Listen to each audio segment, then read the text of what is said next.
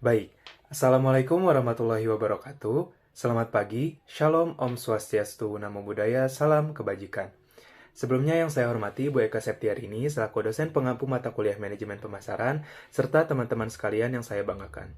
Sebelumnya, saya mengucapkan terima kasih banyak kepada Bu Eka Septiarini yang telah memberikan kesempatan kepada kelompok kami untuk melakukan presentasi mengenai pengaruh kualitas produk dan kualitas pelayanan terhadap loyalitas pelanggan yang dimediasi oleh kepuasan konsumen di Starbucks.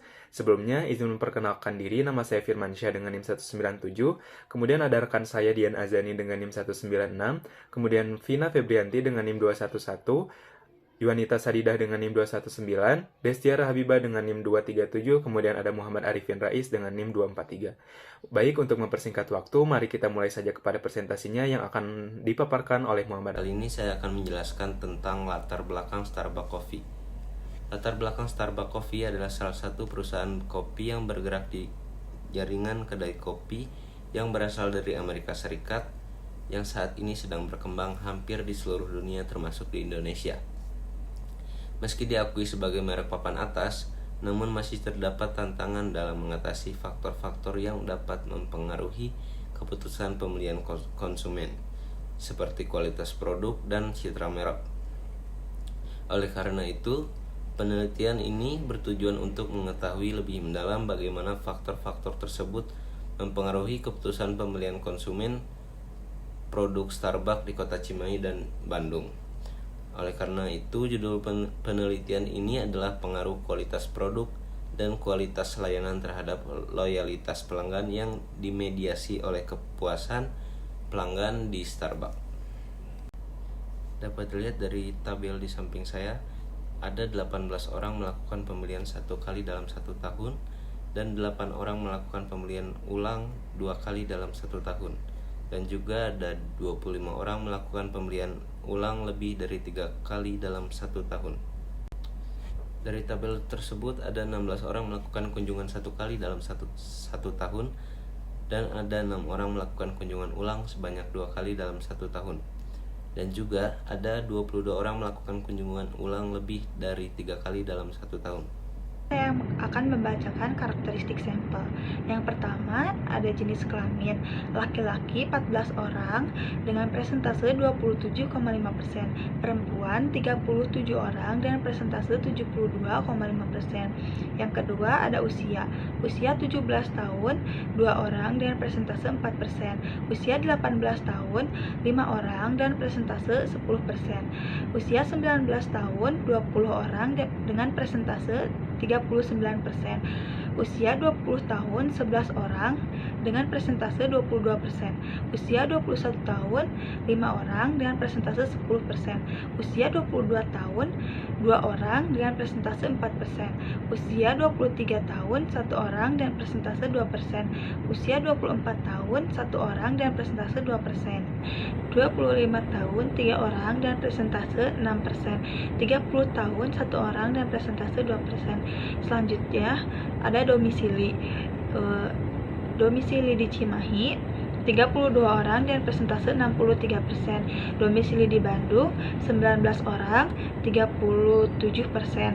Selanjutnya ada pekerjaan yaitu pelajar 4 orang dengan persentase 7,8%, mahasiswa 40 orang dan persentase 78,4%, karyawan 7 orang dan persentase 13,7%.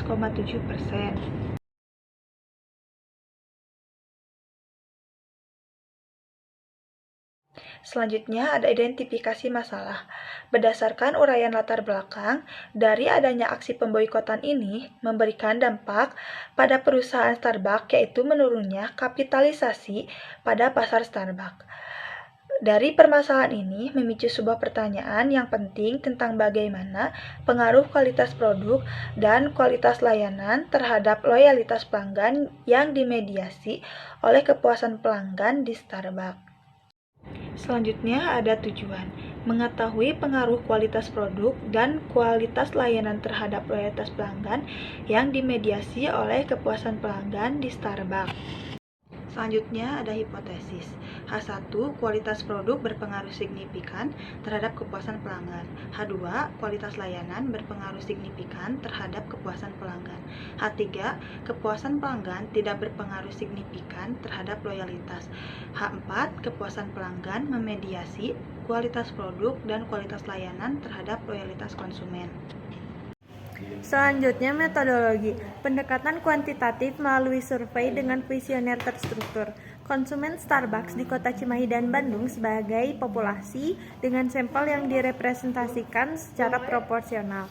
Survei melalui kuesioner dengan pernyataan terkait kualitas produk dan citra merek terhadap keputusan pembelian Starbucks dan analisis datanya. Penggunaan metode statistik seperti regresi untuk menganalisis hubungan antara variabel-variabel yang diuji. Berdasarkan tabel yang terlampir, dapat disimpulkan bahwa semua item pada kuesioner variabel kualitas produk dinyatakan valid karena tingkat signifikansinya untuk semua item pertanyaan kurang dari 0,05 dan semua item pertanyaannya memiliki nilai koefisien korelasi R hitung yang lebih besar dari R tabel, yaitu sebesar 0,233. Sehingga dengan demikian tidak ada sama sekali item pertanyaan dalam kuesioner variabel kualitas produk yang diubah atau dihilangkan.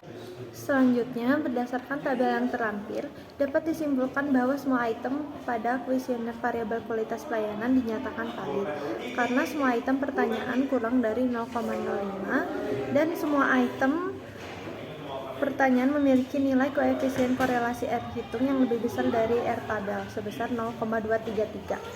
Sehingga dengan demikian tidak ada sama sekali item pertanyaan dalam kuesioner variabel kualitas layanan yang diubah atau dihilangkan. Baik, yang selanjutnya saya akan membacakan hasil uji reliabilitas yang dimana variabel kualitas produk atau X1 memiliki nilai Cronbach alpha sebesar 0,929, yang dimana melebihi batas 0,60 maka keterangannya adalah reliable. Kemudian ada variabel kualitas pelayanan yaitu X2 dengan nilai Cronbach alpha-nya 0,924 melebihi batas 0,60 maka keterangannya adalah reliable. Nah, dapat disimpulkan bahwa semua variabel adalah reliable dan kuesioner tersebut dapat digunakan sebagai alat pengumpulan data. Lalu yang selanjutnya ada hasil uji deskriptif yang dimana poin pertama yaitu variabel kualitas produk atau X1 memiliki nilai minimum 4 sedangkan nilai maksimumnya sebesar 20, nilai rata-rata kualitas produknya sebesar 15,51 dan standar deviasi data kualitas produk sebesar 3,152.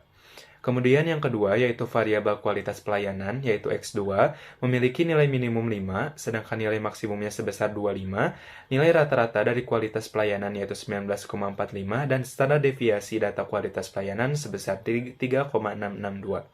Kemudian yang ketiga yaitu variabel kepuasan konsumen yaitu Y memiliki nilai minimum 2, sedangkan nilai maksimumnya sebesar 10, nilai rata-rata kepuasan konsumennya 7,57, dan diperoleh standar deviasi data kepuasan konsumen sebesar 1,676.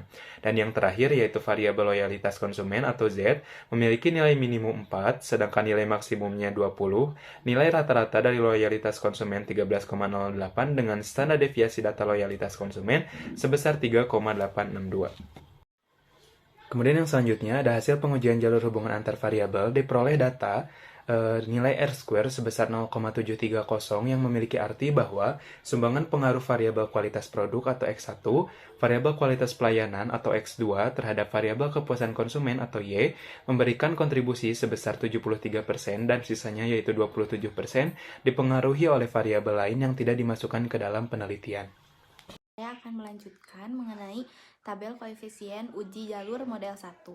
Yang pertama ada persamaan regresinya, yaitu dirumuskan persamaan regresi berganda dari hasil estimasi analisis regresi berganda mengenai variabel kualitas produk atau X1, variabel kualitas pelayanan atau X2 terhadap kepuasan konsumen atau Y. Y sama dengan minus 0,450 ditambah 0,227 X1 ditambah 0,231 X2 ditambah elemen. Lalu adapun yang kedua pengujian hipotesis. Nilai signifikasinya yaitu H0 tidak berpengaruh, H1 berpengaruh.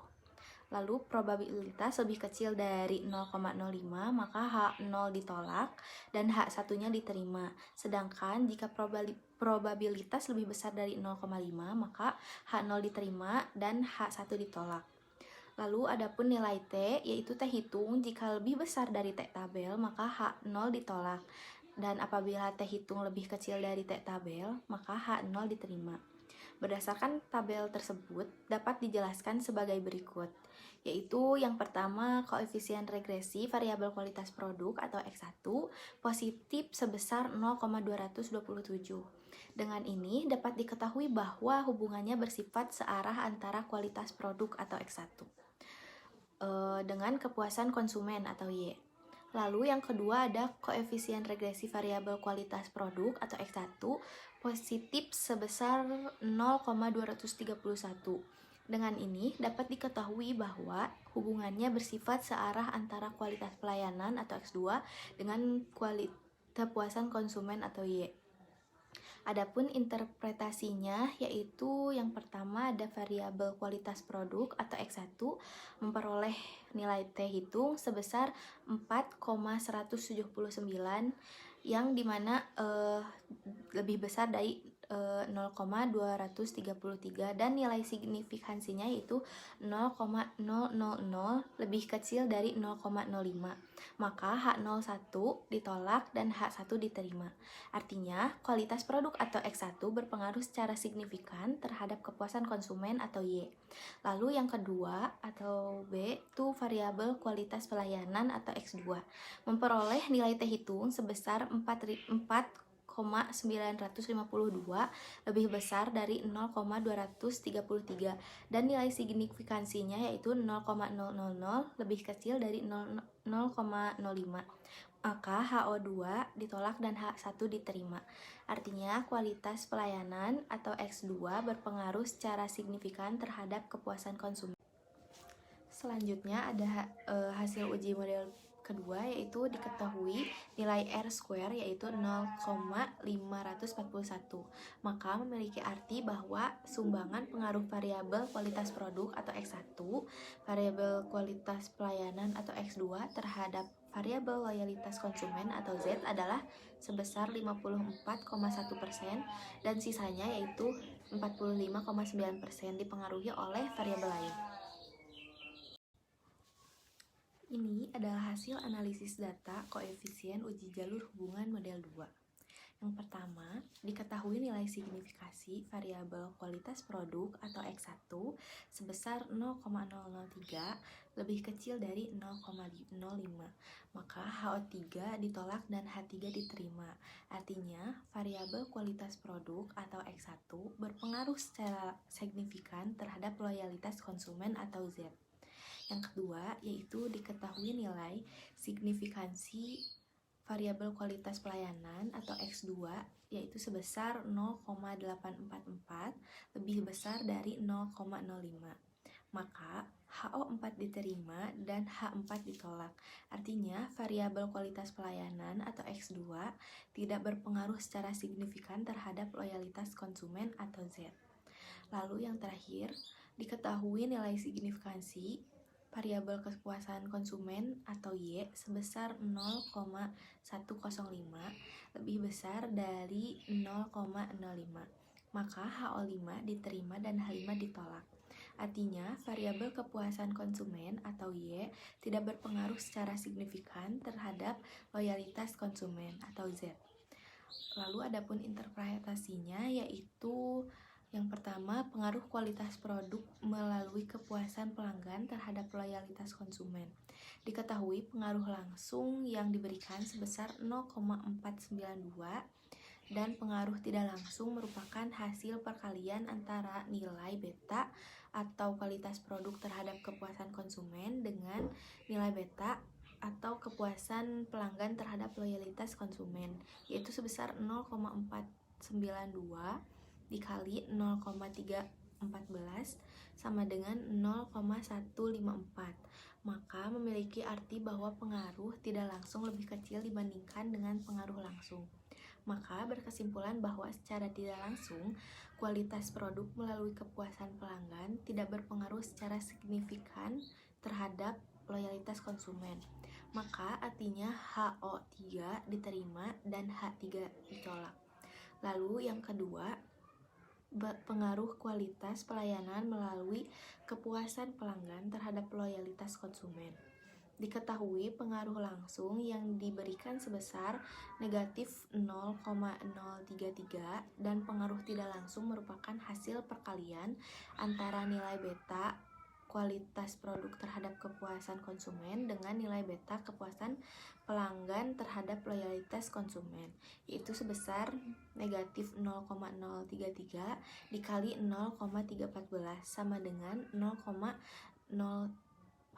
dengan minus 0,010. Maka memiliki arti bahwa pengaruh tidak langsung lebih besar dibandingkan dengan pengaruh langsung. Maka berkesimpulan bahwa secara tidak langsung kualitas pelayanan melalui kepuasan pelanggan berpengaruh secara signifikan terhadap loyalitas konsumen.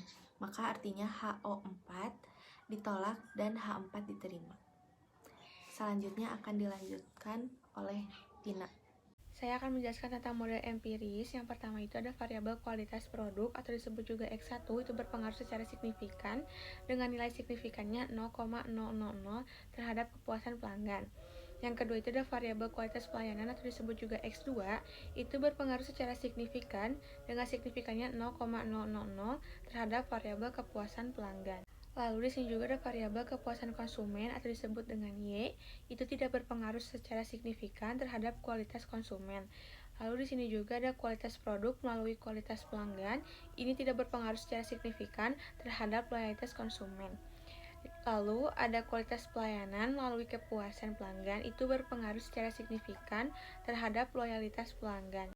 Saya juga akan menjelaskan tentang implikasi ilmiah. Berdasarkan hasil penelitian, kualitas produk melalui kualitas pelanggan tidak berpengaruh terhadap loyalitas konsumen. Makanya artinya HO diterima dan H3-nya diterima.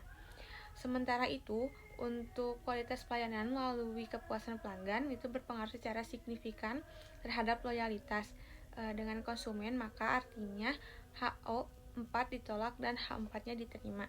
Lalu selanjutnya di sini ada implikasi manajerial. Yang pertama itu dampak terhadap sumber daya manusianya. Perusahaan mungkin perlu meningkatkan motivasi karyawan dan mengurangi persaingan untuk menjaga efisiensi operasional sumber daya manusia.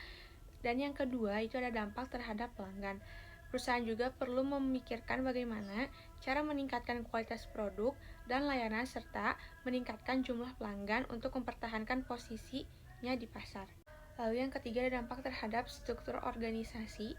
Perusahaan juga mungkin perlu menyesuaikan struktur organisasinya untuk mengelola boikot dan mengatasi dampak negatif terhadap nilai merek dan kinerjanya. Dan yang terakhir itu ada dampak terhadap manajemen risiko. Boikot perusahaan harus menerapkan strategi manajemen risiko yang tepat untuk mengurangi dampak negatifnya terhadap ekuitas merek dan kinerja perusahaan. Sekian yang dapat kelompok 1 sampaikan. Mohon maaf bila ada kesalahan. Wabillahi taufiq wal hidayah. Wassalamualaikum warahmatullahi wabarakatuh.